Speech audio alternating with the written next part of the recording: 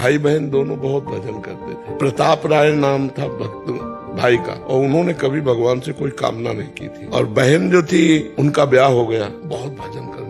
अब ब्याह के कुछ ही दिन बाद पति बीमार होने लगा और ऐसी बीमार की स्थिति आई कि वो मरणासन में पहुंच गए। तब उनकी बहन भाई के पास आई। वो जानती थी कि हमारे भैया का भजन बहुत जोरदार है। उन्होंने कहा, भैया आज तक हमने आपसे कुछ नहीं मांगा और शायद आपने भी भगवान से कुछ नहीं मांगा है। आज भगवान से मांग लीजिए कि मेरे पति का जीवन बच जाए, क्योंकि अभी ब्याह हुआ है और पति चला गया तो मतलब जीवन ही चला गया। तो उनका, बहन मैंने भगवान से कभी कुछ मांगा नहीं, मांगना भी नहीं चाहता, पर तुम हमको दबाव डाल रही हो, चलो तुम्हारे पति के पास चलते हैं और वहीं भगवान से हम प्रार्थना करेंगे। गए तो वो तो मरणासन स्थिति में पड़े। बड़े ध्यान से सुनो ना, वो गए और अपने बहनोई का सर गोद में रखा और ऐसे ऐसे भगवान से एकाग्र हुए कि हे भगवान, मेरी बहन का सुहाग सुरक्षित कर दो। और बहन चरणों के पास बैठी अपने पति के, और वो अपने जीजा का गोद लेकर, गोद में से सर लेकर, इतने में दोनों को तंद्रा आ गई। तो देखा कि जो बहन है, बहन ने देखा कि उसका पति भगवान के पार्षदों से कह रहा कि ले चलो मुझे। तो बोले, हम नहीं ले जाएंगे, तुम्हारे